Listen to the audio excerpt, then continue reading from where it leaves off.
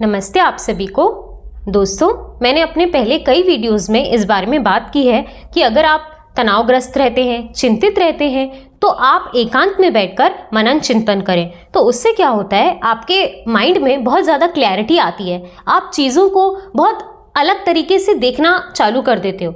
तो वहाँ से आप थोड़ा कम चिंतित और तनावग्रस्त रहना शुरू करते हो। तो अब जब आप एकदम पहली बार जब आप ऐसा करने बैठोगे, तब आपको थोड़ी कठिनाई होगी और एक जगह आप फोकस नहीं कर पाओगे। आप सारी चीज़ों का चिंतन एक साथ नहीं कर सकते। आपको किसी एक टॉपिक पर्टिकुलर पकड़कर ही उसके बारे में सोचना पड़ेगा और समझना पड़ेगा कि क्या चीज़ है। जैसे कि आप किसी रिलेशन में फेल हो गए, तो क्या हुआ, कैसे हुआ, और अब उसको एक्सेप्ट कैसे करना है।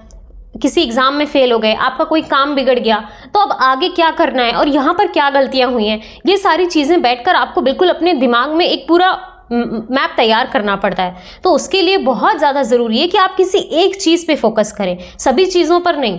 तो सबसे ज़्यादा जिस चीज़ ने मुझे मदद की है वो है लिखना।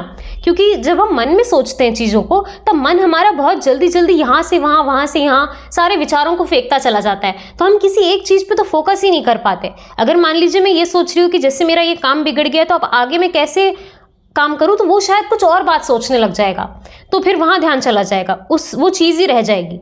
इसलिए एक पर्टिकुलर अगर आपको क्लैरिटी के साथ सोचना है, तो आप लिखने की आदत डालिए। तो लिखते वक्त ऐसा नहीं होगा कि आप लिखते लिखते कुछ और लिखने लग गए, या फिर इतनी जल्दी आप लिख नहीं पाओगे। तो उससे क्या होगा, आपके मन को भी आराम से सोचना पड़ेगा, ताकि आप एक एक शब्द ढंग से लिख पाओ। उस एक चीज़ ने मेरी बहुत ज़्यादा मदद की। पहले तो जब मैंने शुरू में लिखना चालू किया, तब मैं बिल्कुल ही नादान बालिका की तरह उल्टी सीधी चीज़ें लिखती थी। उसने मुझे ये कह दिया, इसने ऐसा कर दिया। मैं उनके बारे में लिखती थी कि लोग मेरे हिसाब से नहीं चले, उनको वो करना चाहिए था जो मैंने सोच के रखा था कि उनको करना चाहिए। तो ये सारी चीज़ें लिखती थी। फिर समझ में आया कि ऐसा कभी होता नहीं है दुनिया में, और अगर ऐसा होने लगे तो फिर दुनिया ही नहीं रह जाएगी।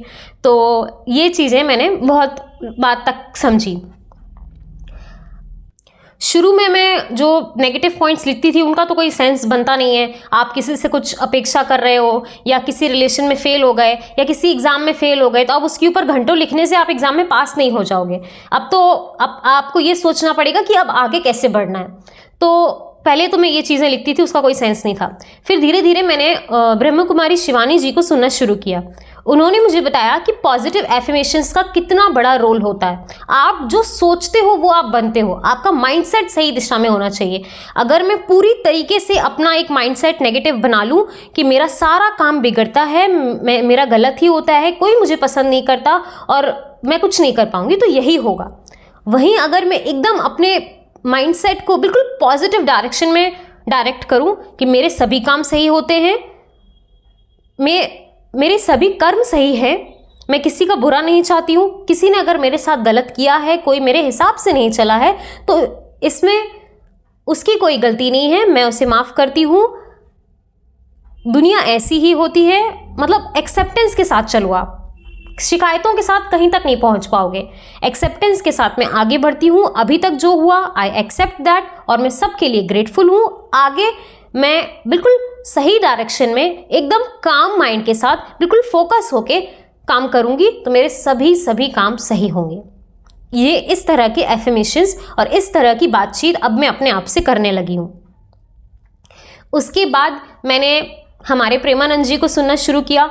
वो एक एक बात जो बोलते थे, उनको ऐसा नहीं कि सिर्फ सुन लो और फिर भूल जाओ, नहीं, एक एक बात जो उन्होंने बोली है उनको मैं लिख लेती थी। तो उससे क्या होता था, वो बात बिल्कुल दिल दिमाग में बैठ जाती थी कि इन्होंने ये बात बोली है। आप कभी टेंशन लेते हो? मुझे याद है अभी हाल ही में मैं गाड़ी से जा रही थी, तो बीच से बिल्ली ने रास्ता काट दिया। अब मैं एकदम ही डर गई कि यार ये क्या हो रहा है। अचानक से पहले गाड़ी चालू नहीं हो रही थी, अब बिल्ली ने रास्ता काट दिया। एकदम मैं इतना ज़्यादा डर गई थी, घबरा गई थी, क्योंकि एक पूरा माइंडसेट हमारा बना हुआ है। तो फिर मुझे वही चीज़ याद आई कि प्रेमानंद जी ने बोला था कि कुछ भी ऐसा हो तो बस भगवान को याद करना और बोलना कि भगवान हम आपके भरोसे चल रहे हैं, और कुछ भी ऐसा जो भी होगा आप देख लीजिएगा।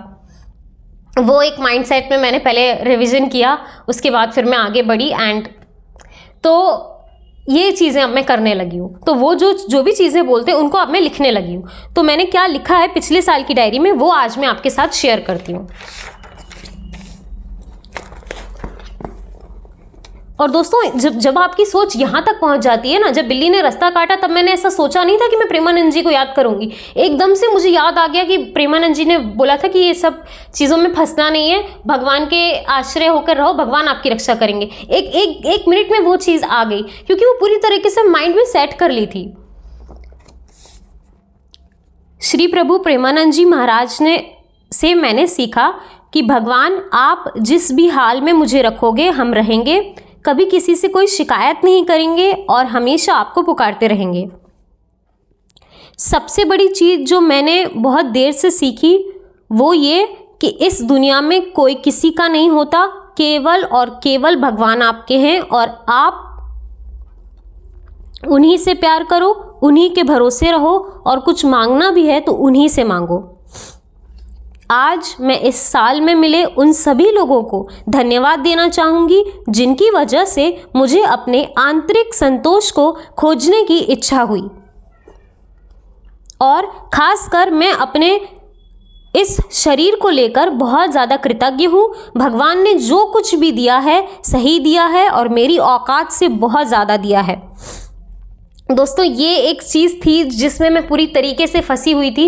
मैं दूसरे के शरीर से अपना कंपेयर करती थी कि शायद मेरा ऐसा होता तो शायद और ज़्यादा बेहतर हो जाता।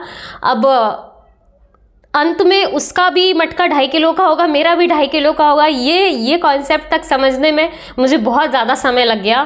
तो आशा करती हूँ कि शायद आप थोड़ा जल्दी समझ जाएं तो यहाँ से तो कम से कम बाहर निकल जाएंगे।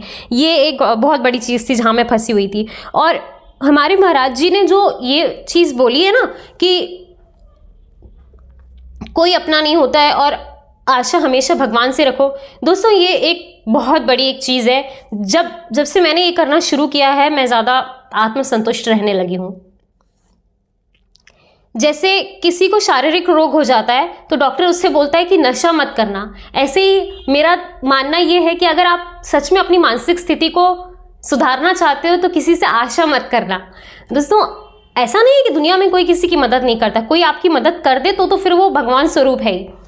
लेकिन अगर कोई नहीं भी करे, कोई आपके हिसाब से ना भी चले तो आप एकदम ही डिप्रेस मत हो जाओ कि यार मेरे साथ ही ऐसा हुआ, मेरे साथ गलत किया, मैंने तो सबका सही किया, फिर मेरा साथ कोई क्यों नहीं देता है। इस तरह की दोस्तों सोच मत रखो, क्योंकि दुनिया में कोई किसी का साथ नहीं देता है।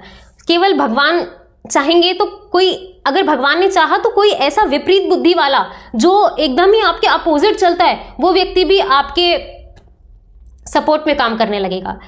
इसीलिए आप अपनी तरफ से किसी दूसरे व्यक्ति से किसी तरह की आशा या अपेक्षा मत रखो, ज़्यादा संतुष्ट रहोगे।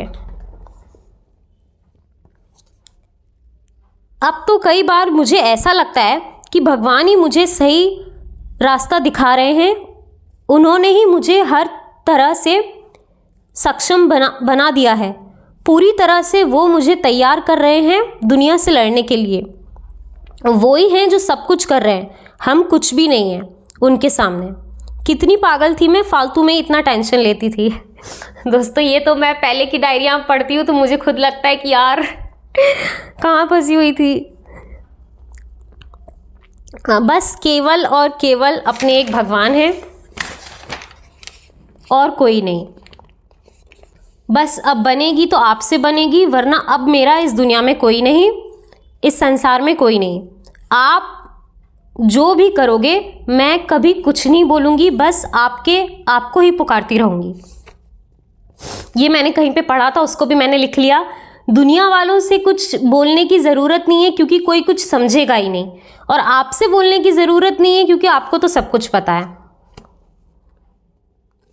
बस अब आपको ही ध्यान में रखते हुए सभी कर्म करेंगे और बस बाकी सब आप देख लेना। तो दोस्तों इस तरह से मैंने अपने डायरी में ये सब चीज़ें अब लिख कर रखी हुई हैं। तो ये चीज़ें मुझे अपने मानसिक मनोविकारों को काटने में सहायक रहती हैं। आप भी इसी तरह से एक पॉजिटिव माइंडसेट बनाकर चलिए तो ज़रूर आप इन सब चीज़ों से बाहर निकल सकेंगे।